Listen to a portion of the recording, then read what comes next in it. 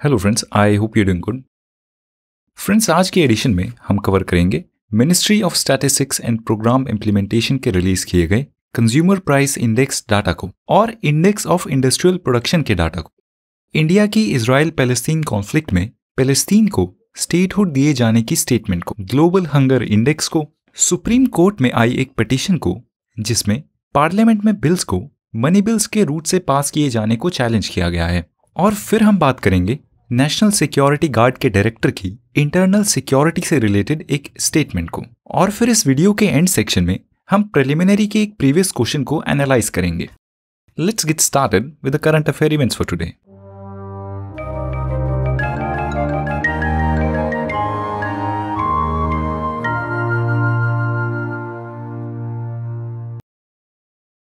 ये आज की पहली न्यूज है इकोनॉमिक्स से और इसका कॉन्टेक्स्ट है रिटेल इन्फ्लेशन, जिसके डाटा को हर महीने रिलीज किया जाता है। तो अब सितंबर का रिटेल इन्फ्लेशन डाटा रिलीज हुआ है और सितंबर में ये रिटेल इन्फ्लेशन, जिसको कंज्यूमर प्राइस इंडेक्स से मेजर किया जाता है, अगस्त के 6.83% से कम होकर सितंबर में ये 5% हो गया है। 5% होने का मतलब है कि अब ये इन्फ्लेशन रेट आरबीआई की इन्फ्लेशन कंट्रोल थ्रेशोल्ड जो है 4 ± 2% के अंदर आ गया है। सितंबर मंथ में फूड प्राइसेस में गिराव हुए हैं, वेजिटेबल इन्फ्लेशन में गिराव हुए हैं, एलपीजी के प्राइसेस में लास्ट मंथ अनाउंस की गई सब्सिडी से भी इस इन्फ्लेशन को कम करने में मदद मिली है। अब हम इस इवेंट से एसोसिएटेड एक major topic consumer price index की बात करते हैं।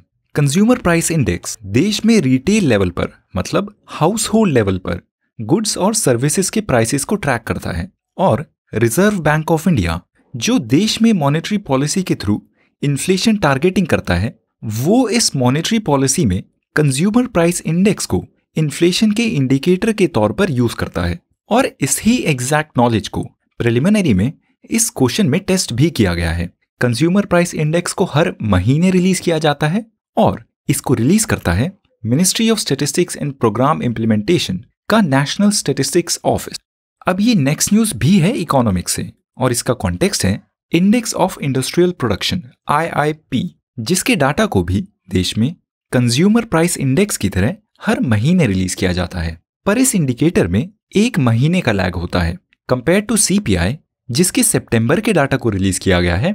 इंडेक्स ऑफ इंडस्ट्रियल प्रोडक्शन के अगस्त के डाटा को रिलीज किया गया है और अगस्त के इंडेक्स ऑफ इंडस्ट्रियल प्रोडक्शन के डाटा के अकॉर्डिंग पिछले साल के अगस्त के कंपैरिजन में इस अगस्त में 10.3% ग्रोथ हुई है और ये ग्रोथ पिछले 14 महीनों में अब तक सबसे ज्यादा है। इंडेक्स ऑफ इंडस्ट्रियल प्रोडक्शन की बात करें तो इस इंडिकेटर को भी ministry of statistics and programme implementation का सेंट्रल स्टैटिस्टिक्स ऑफिस रिलीज करता है। इंडेक्स ऑफ इंडस्ट्रियल प्रोडक्शन को भी हर महीने रिलीज किया जाता है और ये इंडिकेटर देश में इंडस्ट्रियल एक्टिविटी को मेजर करता है। इस इंडिकेटर में 3 सेक्टर्स हैं। माइनिंग इस इंडेक्स का रफली 14% रिप्रेजेंट करता है। मैन्युफैक्चरिंग इस इंडेक्स का 75% रिप्रेजेंट करता है और इलेक्ट्रिसिटी वो इस इंडिकेटर का 10% रिप्रेजेंट करता है। अब आज का क्वेश्चन बताइए, इंडेक्स ऑफ इंडस्ट्रियल प्रोडक्शन और एनुअल सर्वे ऑफ इंडस्ट्रीज दोनों ही इंडिकेटर देश में इंडस्ट्रियल एक्टिविटी को मेजर करते हैं, तो इनमें डिफरेंस क्या है? ये नेक्स्ट न्यूज है foreign policy and international relationship से और इसका कॉन्टेक्स्ट है इजराइल पैलेस्तीन कॉन्फ्लिक्ट और इंडिया का उसको लेकर पॉलिसी स्टैंड्स। फ्रेंड्स, 7 अक्टूबर को जब पैलेस्तीन की मिलिटेंट फोर्स हमास ने इजराइल में अटैक्स किए थे, तब से लेकर अब तक इस इवेंट में काफी इवोल्यूशंस हुए हैं। काफी कंट्रीज ने, पर्सनालिटीज ने और जनरल पॉपुलेशन ने इस इवेंट के विक्टिम्स के साथ अपना सपोर्ट शो किया है और इंडिया भी उन कंट्रीज में से है जिन्होंने ऑफिशियली अपने इजराइल के सपोर्ट को पब्लिकली एक्सप्रेस किया है। प्राइम मिनिस्टर नरेंद्र मोदी ने तो इजराइल के प्राइम मिनिस्टर बेंजामिन नेतन्याहू को पर्सनल कॉल भी की है और उन्हें अपना सपोर्ट एक्सप्रेस किया है।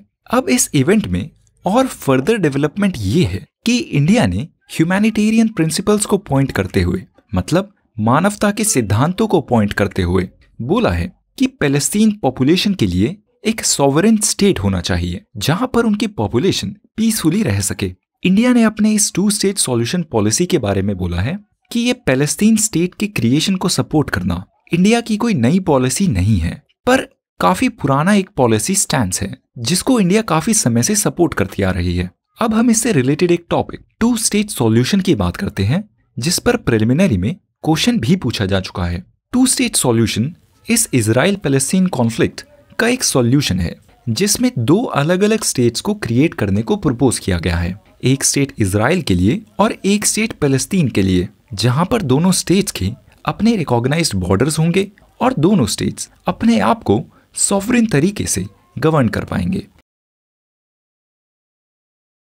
ये नेक्स्ट न्यूज है इंडेक्स और रैंकिंग से, और इसका कॉन्टेक्स्ट है ग्लोबल हंगर इंडेक्स, जो कि एक मेजर इंडेक्स है जो ग्लोबल लेवल पर कंट्रीज को उनकी फूड और न्यूट्रिशनल सिक्योरिटी के बेसिस पर रैंक करता है। ये इंडेक्स हर साल रिलीज होता है और इंटरेस्टिंगली इस इंडेक्स के डाटा को इंडियन गवर्नमेंट कंसिस्टेंटली रिजेक्ट करती है, ये बोलकर कि इस इंडेक्स में हंगर कैलकुलेट करने की मेथोडोलॉजी फ्लॉड है, मतलब गलत है।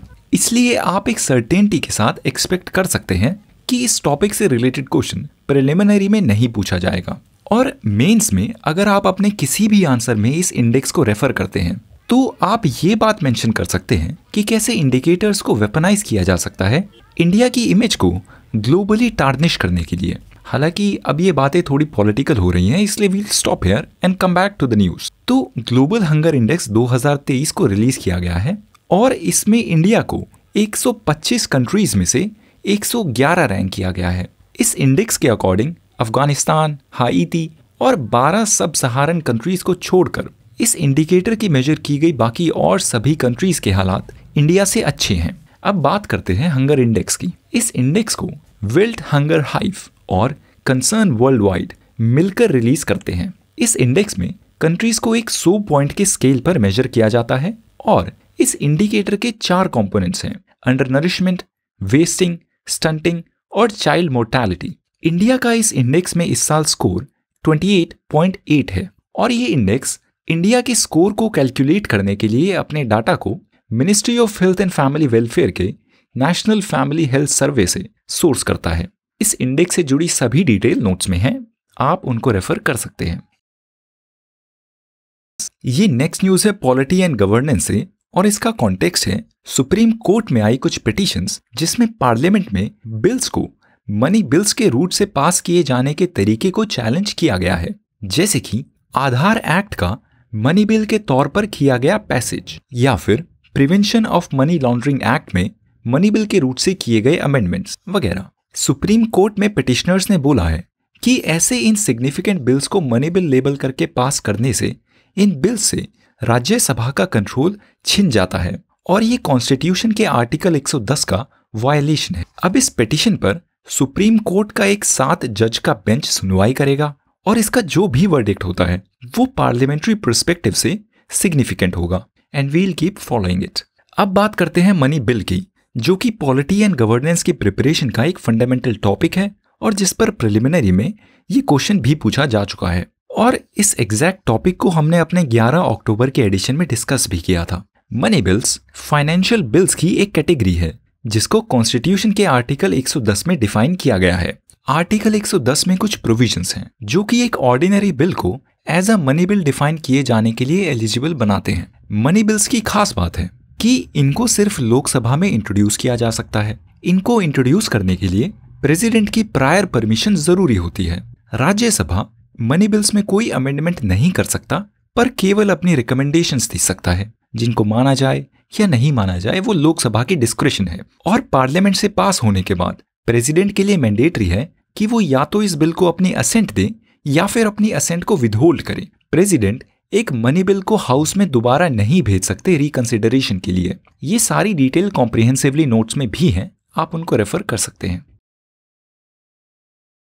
ये न्यूज है इंटरनल सिक्योरिटी से और इसका कॉन्टेक्स्ट है इजराइल पैलेस्टीन कॉन्फ्लिक्ट और उससे जुड़े कुछ क्रूशियल लेसन्स जिनके बारे में नेशनल सिक्योरिटी गार्ड्स के डायरेक्टर M.A. गणपति ने बात की है। NSG के डायरेक्टर ने बोला है कि इंडिया के पास एक्सट्रीम टेररिस्ट सिनेरियो के लिए एक क्राइसिस मैनेजमेंट रिस्पांस फ्रेमवर्क होना जरूरी है और टेक्नोलॉजी के साथ साथ स्किल्ड लोग भी होने चाहिए जो ऐसी सिचुएशंस को हैंडल कर सके। वो एग्जाम्पल देते हैं कि इजराइल जो डिफेंस टेक्नोलॉजीज में काफी एडवांस है वो भी उन पर हुए हमास अटैक्स को फोरसी नहीं कर पाया, मतलब उसका पूर्व आभास नहीं कर पाया, जिसकी वजह से उनको डेडली अटैक्स फेस करने पड़े।